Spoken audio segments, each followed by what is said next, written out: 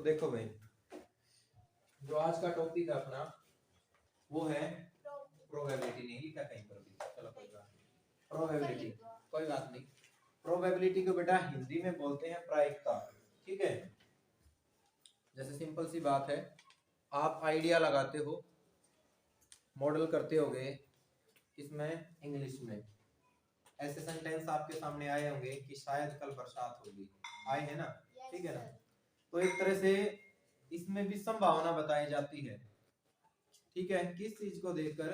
जिस भी चीज की हमें प्रोबेबिलिटी निकालनी है उसका पास्ट रिकॉर्ड देखकर, ठीक है ना, या उसका डेटा देखकर।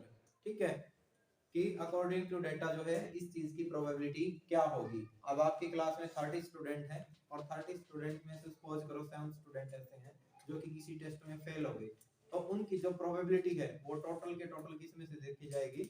30 में से देखी जाएगी ना। ठीक है, सिंपल फॉर्मूला इसका क्या हो जाएगा, यानी कि ऊपर तो आ जाएंगे फेवरेबल केस और नीचे क्या होगा?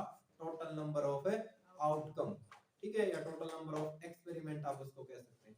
ठीक है, यानी कि संभावित जो परिणाम है वो आपका ऊपर आता है और जो कुल परिणाम है वो आपके नीचे आते हैं। ठीक है, अगर मैं फादर ऑफ प्रोबेबिलिटी की बात करूं तो वो आपके होंगे, साइंटिस्ट का नाम है भाई, याद रख लेना, जी कार्डन। ठीक है, याद रह जाएगा। ठीक है, जो प्रोबेबिलिटी है हमारा वो पार्ट है स्टैटिस्टिक्स का ही। ठीक है ना, किसका पार्ट है? स्टैटिस्टिक्स का प्रोबेबिलिटी जो है पार्ट है। तो सबसे पहले अगर हम बात करें प्रोबेबिलिटी की, तो इसके फादर ऑफ स्टैटिस्टिक्स कौन है? जी कार्डन जो है, आपने इनका नाम तो याद रखना ही है।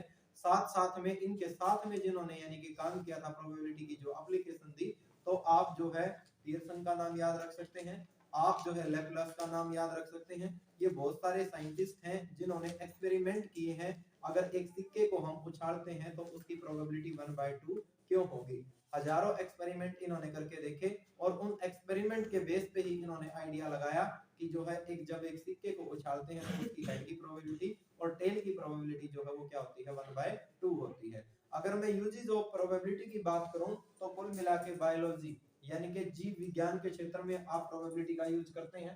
ठीक है, इकोनॉमिक्स अर्थशास्त्र के सब्जेक्ट में जो है आप इसका यूज करोगे।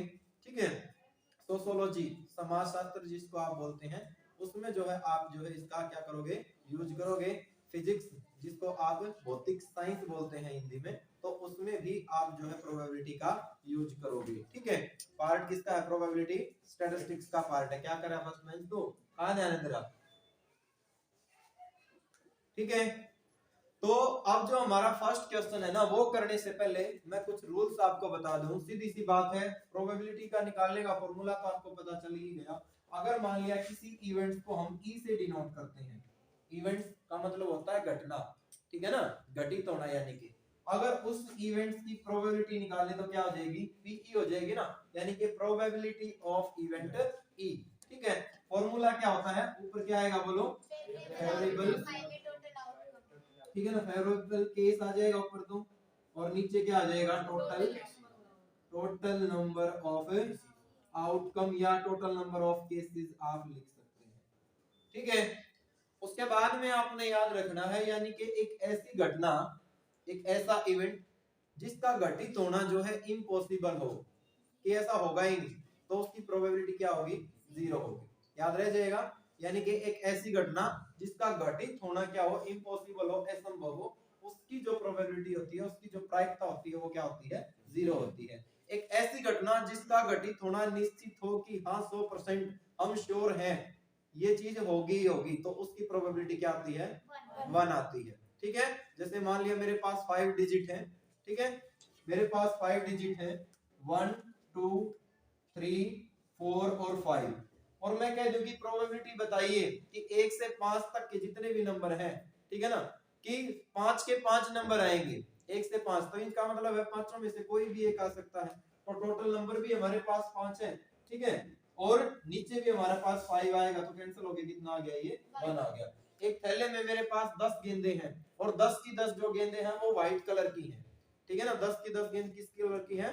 व्हाइट कलर, यानी कि एक सफेद रंग की गेंदें हैं 10 की 10, और मैं कह दूं कि प्रायिकता बताओ कि निकाली गई गेंद एक व्हाइट कलर की होगी, तो सीधी सी बात है 10 की 10 किसकी है?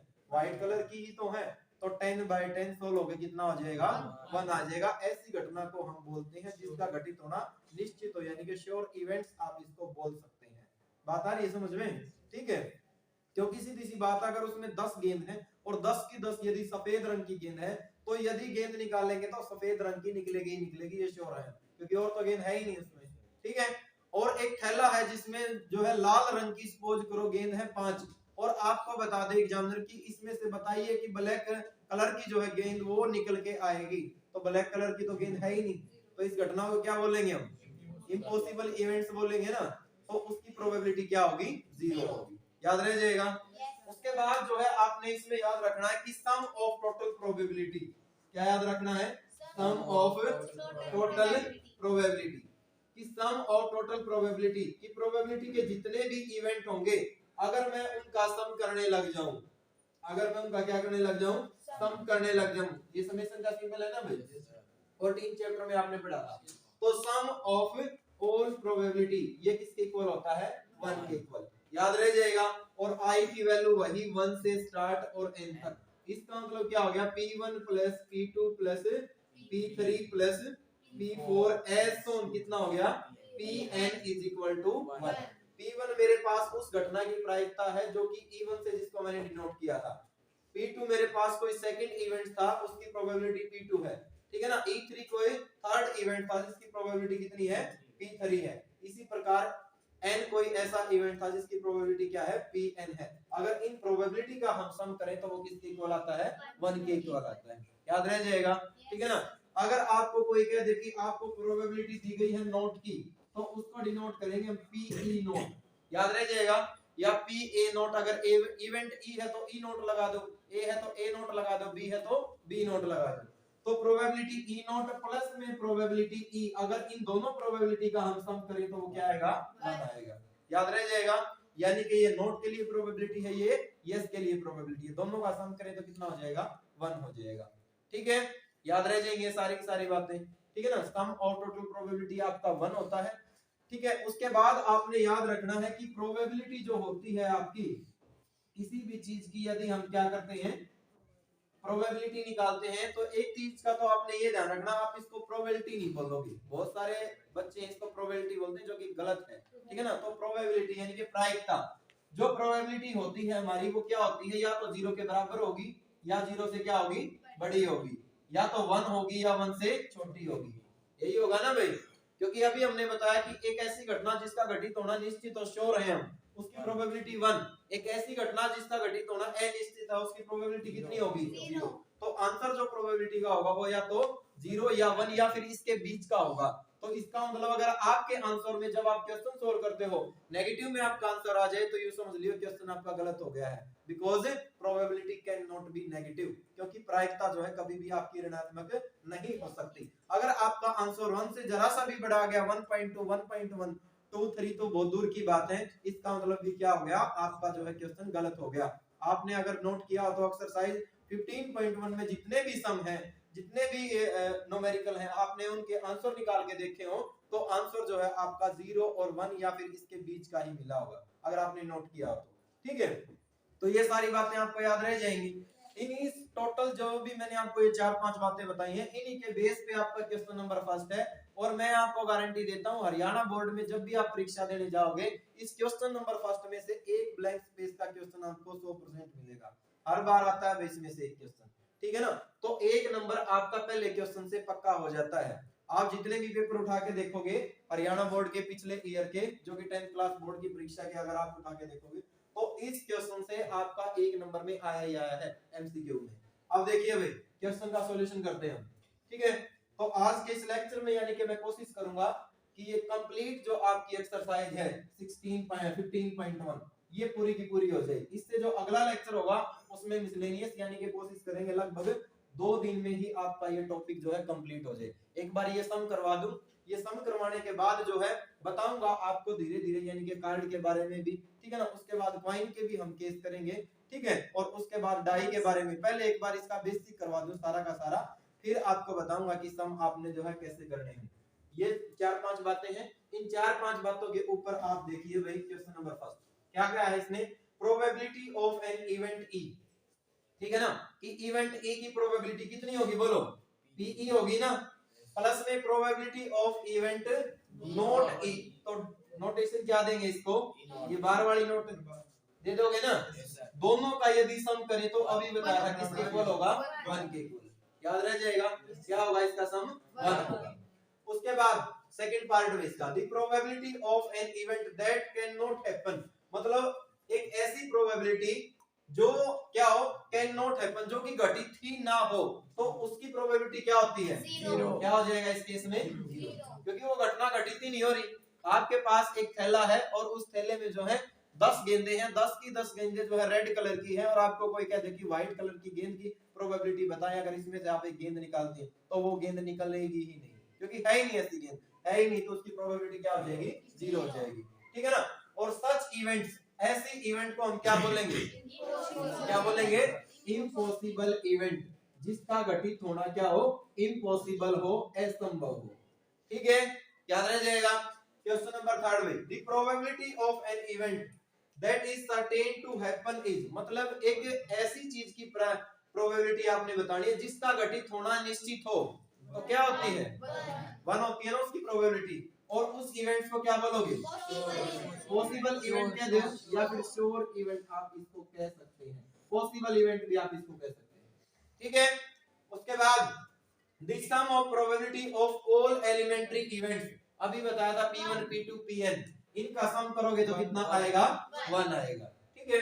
उसके बाद the probability of an event is greater than और इक्वल टू, मतलब जो प्रोबेबिलिटी होता है हमारा उसका जो यानी कि आंसर आपके पास निकल के आएगा ग्रेटर देन, ग्रेटर देन तो किससे होता है, जीरो से, और उसके बाद या तो ग्रेटर देन होता है या इक्वल होता है, अभी बताया था जीरो से या तो बड़ा होगा या क्या होगा, इक्वल, ठीक है ना, जीरो से या तो बड़ा होगा प्रोबेबिलिटी, और यह क्या होगा, जीरो के बराबर होगा, लेस देन किससे होगा, 1 से या इसके इक्वल होगा, तो यहाँ पे जीरो आ जाएगा, यहाँ पे क्या आ जाएगा आपका 1 आ जाएगा, ठीक है। तो ये जितने भी आपके टोटल 5 पार्ट हैं, इन पांचों के पांचों पार्ट को आप अच्छे से कर लेना, डायरेक्ट रट्टा आपने नहीं मारना है, इन चीजों का आपने ध्यान रखना है, आप इनके सभी के जवाब जो है दे दोगे, ठीक है।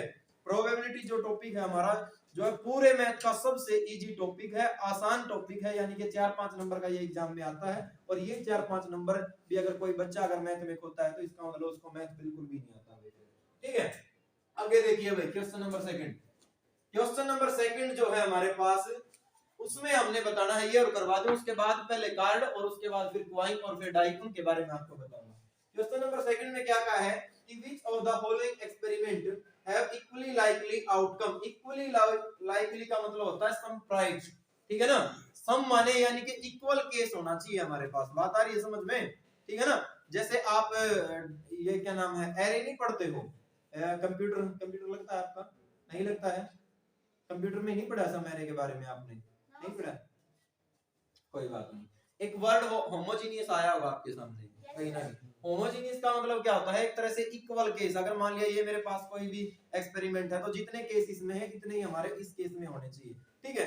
तो इसमें क्या कहा है कि आपने बताना है कि इनमें से कौन से इक्वली लाइकली है, ठीक है ना, कौन से जो है समप्रायिक परिणाम है, ठीक है, इस चीज का आपने क्या करना है, जवाब देना है क्वेश्चन नंबर 2 में, ठीक है।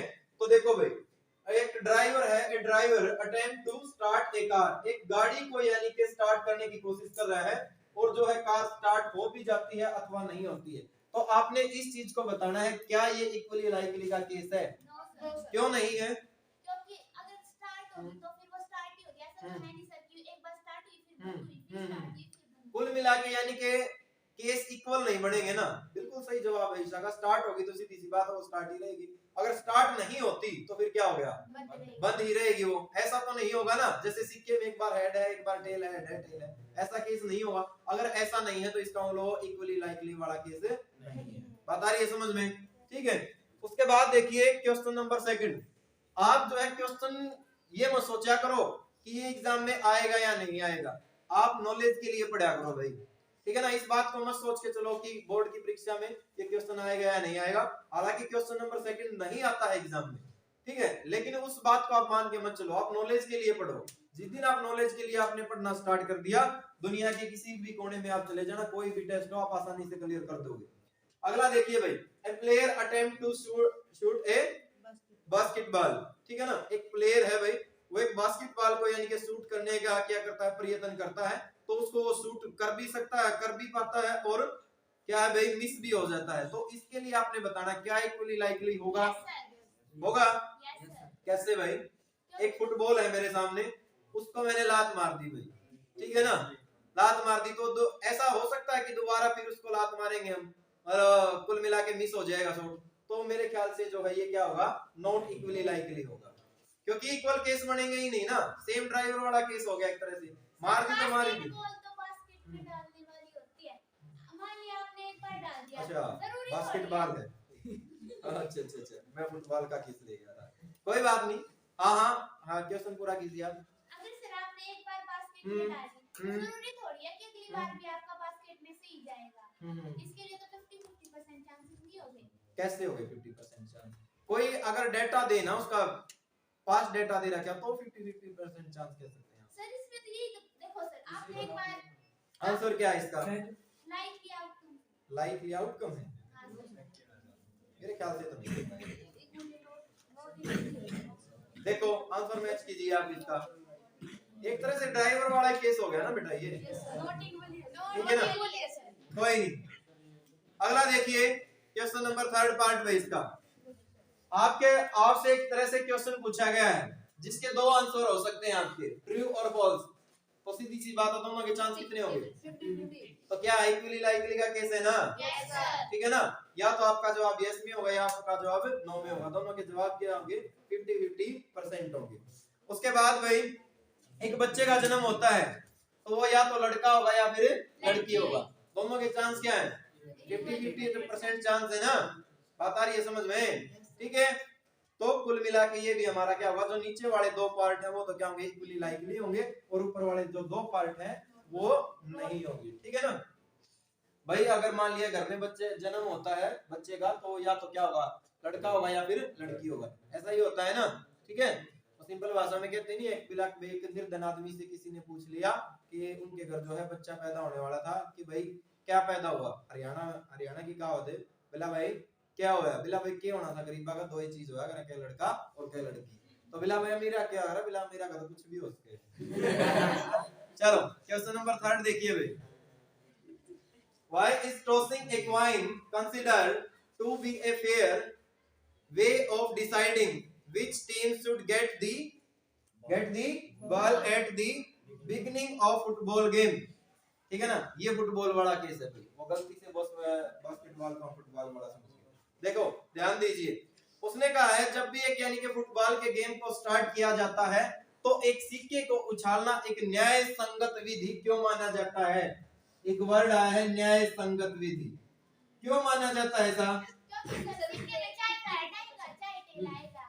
बिकॉज वी ड्रॉ कह दे या thrown, we thrown a coin, जब हम एक सिक्के को उछालते हैं तो देन पॉसिबल आउटकम इज क्या होता है, या तो हेड होता है या फिर क्या होता है, टेल होता है, एंड ईच ऑफ प्रोबेबिलिटी, जिनमें से प्रत्येक की प्रोबेबिलिटी कितनी है, 1/2 है, यानी कि 50-50 चांस है। इसलिए जो है किसी भी मैच को जब स्टार्ट किया जाता है, आप क्रिकेट में देखते हो, आप फुटबॉल में देखते हो, तो किस चीज को उछाला जाता है, सिक्के को उछाला जाता है, कि वो किसी के साथ कोई भेदभाव नहीं कर सकता, ठीक है ना, बात आ रही है समझ में। उसके लिए जो है पाकिस्तान भी समान है और भारत है वो भी समान है, दोनों के साथ एक जैसा ही बिहेव वो करेगा, कर लोगे, लिख दोगे रीजन, ठीक है ना। उसके बाद देखिए क्वेश्चन नंबर 4 में, which of the following cannot be probability of event, इनमें से आपने बताना है कि प्रोबेबिलिटी का इवेंट कौन नहीं हो सकता, -1.5, ठीक है ना, बिकॉज क्यों नहीं हो सकता ये, नेगेटिव है और probability can not be negative, probability negative नहीं हो सकती। क्वेश्चन नंबर 5 देखिए भाई, ठीक है। तो क्वेश्चन नंबर 5 यानी कि सीधी सी बात है, एक सिक्के का भी जिक्र आया था, लेकिन ये करने से पहले मैं आपको थोड़ा सा और इसके बारे में बता दूं, सिक्के के बारे में थोड़े केस बनवा दूं इसके, ताकि आप जो है लाइफ में इनको भूलो ना, ठीक है ना। कल मान लिया मैं यहाँ रहूं या ना रहूं, लेकिन ये चीजें आपको याद होनी चाहिए। एक मेथड आज आपको बताता हूं मैं, जो कि आपने लाइफ टाइम याद रखना है जब एक सिक्के को आप उछालते हो तो सबसे पहले तो मैं बात करता हूं भाई कार्ड की, ठीक है। इन चीजों को नोट कर लेना, एग्जाम में क्वेश्चन आता है इससे, बच्चा ये सोचता है कि मतलब बहुत सिंपल सा टॉपिक है, मैं कर लूंगा, लेकिन गलतियां करता है यहाँ से। देखो, तो सबसे पहले हम बात करते हैं भाई कार्ड की। भाई टोटल कार्ड कितने होते हैं? 52। यानी कि कुल जो ताश होते हैं, कुल जो पत्ते होते हैं, वो होते हैं हमारे पास 52। कार्ड की खोज जो है लगभग 9th सेंचुरी में जो है कहां पर की गई थी? चीन में की गई थी ना, आपने एसएस में पढ़ा होगा, ठीक है ना। जो प्लेइंग कार्ड है, खेलने वाले जो ताश हैं, उनकी जो खोज है वो 9th सेंचुरी में चीन में की गई थी। उसके बाद आपने इसमें से याद क्या रखना है? टोटल कार्ड है हमारे पास 52। इन 52 में से 26 तो क्या होते हैं? Red card. 26 क्या होते हैं? Red card. और 26 होते हैं ब्लैक कार्ड। क्या होते हैं? ब्लैक कार्ड, ठीक है। उसके बाद आपने याद रखना है किसी में से, इनमें से फिर इनके क्या हो गए? दो पार्ट हो गए, ऐसा ही हो गया ना। फिर दो पार्ट हो गए इनके। रेड कार्ड में से यानी कि 13 है हमारे पास, क्या भाई? क्या है? डायमंड कार्ड, ठीक है ना, डायमंड कार्ड। और 13 क्या है? हार्ट कार्ड, ठीक है, हार्ट कार्ड, ठीक है। उसके बाद इनमें से फिर आपने याद रखना है 13 ऐसे इनमें से डिवाइड होंगे। 13 तो क्या होंगे? पेड कार्ड, क्लब भी आप लिख सकते हैं पहले। और 13 क्या होंगे? क्लब कार्ड होंगे, ठीक है। बात आ रही है समझ में? उसके बाद आपने याद रखना है बेटा, इनमें से क्या होते हैं? 4 होते हैं भाई किंग कार्ड। क्या होते हैं? 4 किंग कार्ड। 4 होते हैं किंग। किंग मतलब बादशाह, हिंदी में बोलते हैं बेटा इसको, ठीक है ना। यानी कि बादशाह कितने होते हैं? 4। चारों में एक इसका होता है, एक इसका होता है, एक इसका होता है, और एक क्लब कार्ड का होता है। फिर 4 बादशाह हैं तो 4 रानी भी होंगी ना, तो क्वीन कार्ड भाई, क्वीन कार्ड, ठीक है। 4 बादशाह हैं तो क्या होंगी? 4 रानी होंगी, ठीक है। क्वीन कार्ड यानी कि रानी आप इसको कह सकते हैं, आप इसको बेगम भी कह सकते हैं, ठीक है। बेगम जो है उर्दू का शब्द है, रानी जो है अपने हिंदी का शब्द है। उसके बाद 4 अब राजा है, रानी है, उनके काम के लिए कोई ना कोई तो चाहिए। क्या होगा? एक यानी कि गुलाम भाई उनका, ठीक है। तो 4 क्या होते हैं? गुलाम। ये ऐसे पत्ते होते हैं जिनके ऊपर आपको तस्वीर मिलती है, एक फोटो मिलता है। अगर आपने ताश की गड्डी में देखा हो, लड़कों ने तो देखा होगा, अक्सर खेलते हैं, लेकिन लड़कियों के लिए थोड़ा सा डिफिकल्ट होता है, लेकिन फिर भी आजकल जमाना बदल गया भाई, खेलते होंगे, बचपन में जरूर खेला होगा आपने, ठीक है। तो ध्यान दीजिए, आप टॉपिक पे आइए। तो 4 और 4 8 और 4 किया कितना हो गया? 12। तो टोटल यानी कि जो फेस कार्ड है, तस्वीर वाले पत्ते, तो टोटल फेस कार्ड कितने हो गए बोलो? टोटल फेस कार्ड कितने हो गए? टोटल फेस कार्ड 12 हो गए ना। उसके बाद 4 जो है हमारे पास वो क्या होते हैं? एक इक्का और रह गया है, एस कार्ड आप इनको बोल सकते हैं, एक कार्ड आप इनको बोल सकते हैं, ठीक है। दोनों में से जो भी प्रोनाउंसिएशन हो आपकी, क्या बोलते हैं? एस या एक? एस, ठीक है ना। तो ये कितने होते हैं हमारे पास? 4। इनको बोलते हैं इक्का यानी कि इक्के भाई, एक तरह से ये कह सकते हैं। इनके ऊपर फेस नहीं होता। बात आ रही है समझ में? ठीक है।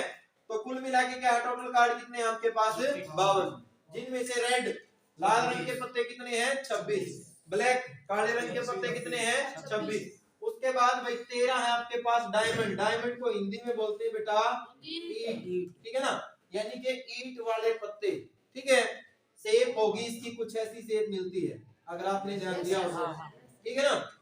बात आ रही है समझ में? क्योंकि जो कार्ड के ऊपर शेप होती है ना इस ईट की, वो डायमंड की तरह होती है, इसलिए इसको डायमंड बोलते हैं। अगर आपका भी किसी के साथ झगड़ा हो जाए तो आप ये बोल सकते हैं कि मैं तेरा डायमंड मारूंगा फेंक कर। अगला राजी तो हो जाएगा, लेकिन उसने मेरा वो ईट का जिक्र कर रहा है, ठीक है। तो डायमंड कार्ड कितने हमारे? 13।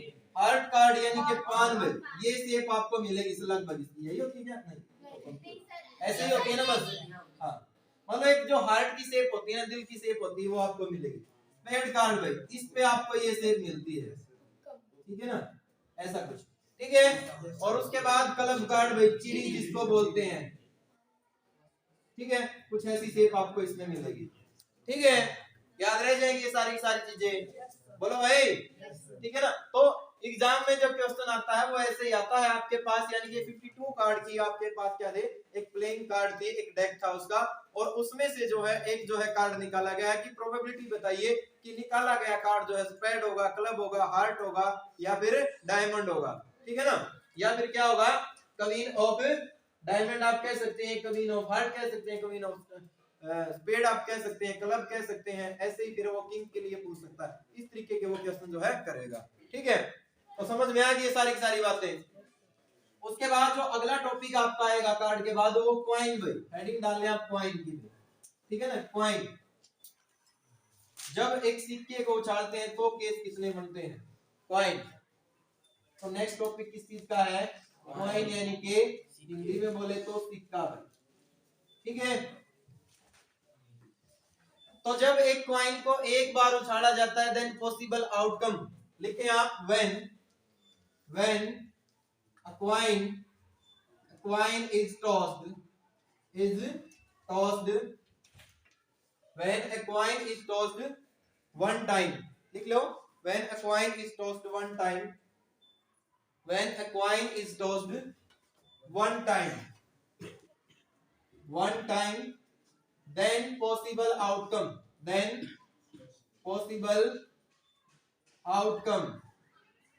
तो तब पॉसिबल आउटकम क्या क्या बनते हैं, बोलो, या तो हेड आता है या फिर क्या आता है, टेल आता है, या आता है ना, या तो हेड आता है या फिर टेल आता है। तो when a coin is tossed two time then possible outcome क्या होंगे, हो सकता है दोनों पे हेड आ जाए, हो सकता है दोनों पे टेल आ जाए, और हो सकता है क्या हो सकता है, पहले पे हेड दूसरे पे टेल, और हो सकता है टेल ये केस आपका आ जाए, ठीक है। when a coin is tossed 3 times then possible outcome, हो सकता है तीनों के तीनों पर हेड आ जाए, हो सकता है पहले दो पर हेड फिर टेल हो सकता है पहले पर हेड फिर टेल हो, हेड टेल हेड हो, टेल हेड टेल हो, टेल हो, और टेल हेड, या फिर टेल हेड और हेड, ठीक है। अब एक बात आप मुझे बताइए, जब सिक्के को एक बार उछाला तो केस कितने बने हैं, 2, ठीक है। जब सिक्के को 2 बार उछाला तो केस कितने बने हैं, 4। जब सिक्के को 3 बार उछाला तो केस कितने बने हैं, 8। आपने एक तो इस चीज का ध्यान रखना है, जो आपके एक्सपेरिमेंट बने उनको आप मिडिल ब्रैकेट में ही लिखोगे, याद रह जाएगा, इसमें लिखोगे मिडिल ब्रैकेट में ही आप उनको लिखोगे, ऐसा नहीं है कि मतलब भाई आप इनको पेयर में लिख दें, गलत हो जाएगा, ठीक है। तो ध्यान दीजिए, जब सिक्के को एक बार उछाला तो केस बने 2। सो ट्रिक आपने कैसे याद रखनी है, सिक्के के ऊपर फेस कितने होते हैं, या तो हेड या फिर टेल, तो इसका मतलब दैट इज में आप डाल सकते हैं 2 रेज़ टू पावर 1, केस कितने हो गए 2, क्योंकि एक बार उछाला है तो 2 की पावर 1, 2 बार उछाला है तो इसका मतलब है 2 रेज़ टू पावर 2, कितना हो गया 4, 3 बार उछाला है तो इसका मतलब क्या हो गया 2 रेज़ टू पावर 3, कितना केस हो गया 8। बात आ रही है समझ में। अगर एक सिक्के को अगर मान लिया 4 बार उछालते हैं तो 2 रेज़ टू पावर 4, केस कितने बनेंगे 16। कई बार एग्जाम में पूछा जाता है कि एक सिक्के को जो है 10 बार उछाला है, पॉसिबल आउटकम बताओ, ऐसे लिख के थोड़ी ना देखेंगे वहां, बात आ रही है समझ में। तो क्या हो जाएगा 2 रेज़ टू पावर 10।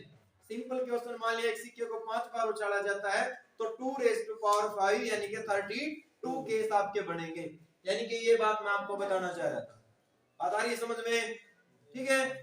उसके बाद आपने याद रखना भाई अगला केस है आपका किसका, डाई का, ठीक है। तो हेडिंग डाल ले भाई, अगला केस किस चीज का है, डाई, ठीक है। किस चीज का अगला केस आपका, डाई का, ठीक है। तो सिक्का हो गया आपका, कार्ड हो गया, अगला केस डाल ले भाई आप डाई, ठीक है। यानी कि पासा आप इसको हिंदी में बोलोगे भाई, लिख दो जिसने आप बोल दिया सांप सीढ़ी वगैरह खेला करो जिसका, ठीक है। तो एक पासा भाई उसके टोटल फलक कितने होते हैं, फेस 6 होते हैं ना, तो सीधी सी बात उनके ऊपर नंबर होते हैं 1 से लेकर 6 तक। तो लिखिए आप when a die when a die is thrown का मतलब उछालना में, one time then possible outcome तो तब आपके पॉसिबल जो आउटकम है वो क्या क्या बनेंगे, क्या बनेगा 1 2 3 4 5 और 6।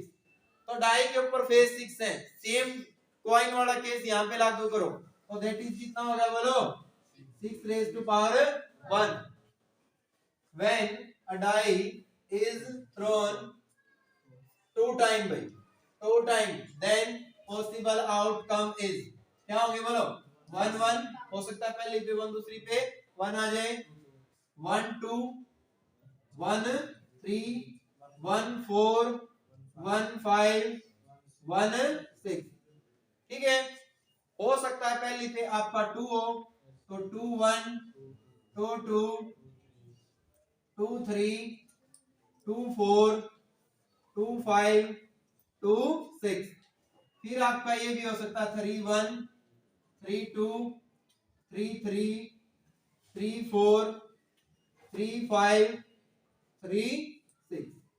फिर 4 1 4 2 4 3 4 4 4 5 4 6 5 1 5 2 5 3 5 4 5 5 और 5 6 6 1 6 2 6 3 6 4 6 5 और 6 6। ठीक है, टोटल केस कितने हो गए, ये कितने हो गए 36। दैट इज कितना हो गया बोलो 6 raised to power 6 2 6 तो बहुत ज्यादा हो जाएगा 6 raised to power 2 का मतलब 6 गुना 6 कितना हो गया 36 यानी कि 36 केस होंगे जब हम एक डाई को 2 बार उछालेंगे। अगर एक डाई को उछालते हैं 3 बार तो 6 raised to power 3 216 केस हो जाएंगे। पता नहीं समझ में, ठीक है। तो इस तरीके से अगर मान लिया डाई को आपने कितनी भी बार उछालना हो आप 6 की पावर कर दीजिए। 2 बार उछालना 6 की पावर 2 कर दो, 3 बार उछालना है 3 कर दो, 4 बार उछालना है 4 कर दे, 5 बार उछालना है 5 कर दे, ठीक है ना। 10 बार उछालना है 10 कर दे, n बार उछालना है तो 6 की पावर n कर दे, ठीक है। याद रह जाएगा, बोलो भाई। तो देखो भाई क्वेश्चन हो गए थे हमारे कितने 4 हो गए थे ना। क्वेश्चन नंबर 5 देखिए भाई क्या क्या है। क्वेश्चन नंबर 5 में इसने कहा if probability E, probability of event E कितनी दे रखी है 0.05 0.05 दे दी। तो what is the probability of not E, probability not E ये हमने क्या करना है फाइंड आउट करना है। अक्सर एक नंबर में ये क्वेश्चन आता है, कैसे निकलेगा probability of E प्लस में probability of not E किसके इक्वल होता है 1 के इक्वल। तो आप लिखोगे we know that हम जानते हैं कि probability of E प्लस में probability of not E equal to 1 होता है। इसमें से probability of E वो दे रखा 0.05 प्लस में probability E ये हमने निकालना इक्वल टू किसके है 1। तो probability E तो इसी साइड में, इसी साइड ना 1 को मैं क्या लिख सकता हूँ 1.00, ठीक है ना, सेम डिजिट के बाद पॉइंट करने के लिए। और 0.05 कितना आ गया 0.95 यही आ गया ना, बोलो 0.95। तो ये हमारा क्या आ जाएगा इस केस में आंसर आ जाएगा। कर लोगे। अगला क्वेश्चन भाई क्या क्या है इसमें। एक बैग है हमारे पास, ये bag contain lemon flavour candies only. एक बैग है जिसमें केवल लेमन यानी कि संतरे की, यही ना लेमन नींबू की यानी कि महक वाली क्या है गोलियां हैं ओनली। कोई लड़की है भाई मालिनी जिसका नाम है, take out 1 candy without into looking into the bag, यानी कि बैग में बिना देखे बिना जाके उसमें से वो एक कैंडी निकालती है। आपने प्रोबेबिलिटी बतानी है what is the probability that she take out an orange flavoured candy. तो ये वैसा ही केस हो गया भाई, ठीक है ना, पॉसिबल और इम्पॉसिबल। अब ऑरेंज तो इम्पॉसिबल है हमारे पास, तो क्या आ जाएगी इसकी प्रोबेबिलिटी? Zero. 0। और अगर लेमन की हम बात करें तो 1 कर लोगे, क्योंकि लेमन वाली तो है ही, सीधी सी बात है, वो निकालेंगे तो वो तो 100% श्योर है, आनी ही आनी है। ठीक है, क्वेश्चन नंबर 7 भाई, it is given that A group of 3 student, एक 3 स्टूडेंट का ग्रुप है, the probability of 2 student not having the same birthday, उनका जो है बर्थडे सेम न होने की जो प्रोबेबिलिटी है, तो इस प्रोबेबिलिटी को नाम क्या दे दोगे आप? पी ई नॉट, ये दे दोगे ना, पी ऑफ ई नॉट। वो कितना है? 0.992। उसने कहा है कि आपने प्रोबेबिलिटी निकाली कि उनका बर्थडे सेम डेट में हो गई, तो पी निकालना है ना, तो ऐसा ही केस है, कर लोगे? कितना आएगा? 0.008। अगला क्वेश्चन, क्वेश्चन नंबर 8, ए बैग कंटेन 3 रेड बॉल, एक बैग है जिसमें 3 जो है लाल रंग की गेंद है, 5 जो है ब्लैक बॉल है। A ball is drawn at random from the bag, bag में से यानी कि यादृच्छा बिना देखे एक गेंद निकाली जाती है। What is the probability that ball drawn is red not red way, तो करोगे कैसे? देखो इन क्वेश्चन को, सबसे पहले आप लिखा करो दे क्या रखा है, ठीक है ना, क्या करोगे? सबसे पहले लिखोगे कि दे क्या रखा है, क्या दे रखा है? आप लिखोगे total red ball, total red कितनी है बोलो? 3 दे रखी है ना। उसके बाद अगर हम बात करें ब्लैक की भाई, तो ब्लैक बॉल वो कितनी दे रखी है? तो total number of ball in bag, तो बैग के अंदर जो कुल गेंद है कितनी होगी? 8 होगी ना। हमने जो प्रोबेबिलिटी बतानी है, प्रोबेबिलिटी ऑफ रेड गेंद, या आप इससे पहले ये लिख लेना, let E be the event that getting a red ball, ठीक है ना, तो फिर आप इसको पी ई लिख देना या पी रेड लिख देना, वो भी ठीक है, चल जाएगा काम आपका। कितना हो गया बोलो? 3/8, ठीक है।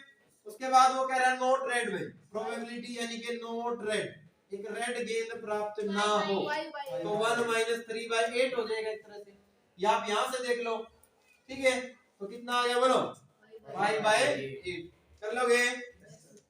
अगला क्वेश्चन में, क्वेश्चन नंबर 9,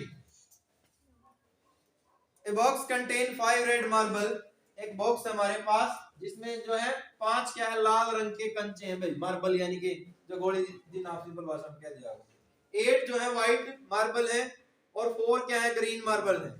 तो 1 marble is taken out of the box at random, यानी कि बॉक्स में से जो है एक जो है मार्बल निकाला जाता है बिना देखे, तो what is the probability that marble take out will be red white not green.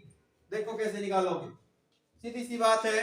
सबसे पहले हम बात करते हैं रेड की, तो रेड कितने हैं बोलो? रेड 5 है, व्हाइट कितने हैं? उसके बाद व्हाइट कितने हैं? 8 है। और ग्रीन की यदि मैं बात करूं तो वो कितने हैं? ठीक है। अब देखो भाई कैसे निकालो क्वेश्चन को, एग्जाम में आपने सबसे पहले लिखना अच्छे से कि रेड मार्बल इतने हैं, व्हाइट इतने हैं और ग्रीन इतने हैं। जब आप इनकी प्रोबेबिलिटी निकालो तो उससे पहले प्रोबेबिलिटी का जो फॉर्मूला है वो मेंशन आपने जरूर करना है, ठीक है। अगर ये सम 4 नंबर में दिया हो तो ऐसा काम करना है कि हाँ एग्जामिनर को लगे कि बच्चे ने 4 नंबर का काम कर रखा है, फॉर्मूला आपने मेंशन 100% करना है। तो प्रोबेबिलिटी ऑफ, अगर मैं रेड की बात करूं तो कितनी आ जाएगी बोलो? 5 कितना हो गया? 17 हो गया, तो 5/17। अगर मैं बात करूं प्रोबेबिलिटी ऑफ किसकी? व्हाइट की, तो कितना हो जाएगा? 8/17। अगर मैं बात करूं नॉट ग्रीन की भाई, नॉट ग्रीन, तो एक काम करो, या तो इनको छोड़ के इनको गिन लो, कितना हो गया? 13, तो 13/17, या तो ये लिख दो, या फिर आपने क्या कर सकते हो, और का मतलब 1 में से आप घटा दो, कितना भाई? 5/17 और माइनस में 8/17, आप ऐसे भी जो है इसको कर सकते हैं, कर लोगे ना? गड़बड़ तो नहीं कर दी हमने? एक मिनट भाई, नॉट ग्रीन, ठीक है ना? एलसीएम कितना आ गया इनका? 17 आ गया। 13 घटाएंगे तो कितना बचेगा? ऐसा नहीं कर सकते, सुनो गलत कर दिया ना, क्योंकि हम तो ग्रीन की निकाल रहे हैं, तो ग्रीन के केस में क्या होगा, और में क्या लिख सकते हैं 1 माइनस में 4/70, क्योंकि ये ग्रीन के आने की प्रोबेबिलिटी होगी। इसको 1 में से सब्ट्रैक्ट करोगे तो कितना आ जाएगा 13/70, ठीक है ना। तो माफी चाहूंगा मैं, असुविधा के लिए खेद है। आगे देखिए आप क्वेश्चन नंबर 10। बहुत कहाँ हो गए भाई, वाई क्या है, टाइम हो गया लेक्चर का। Yes sir.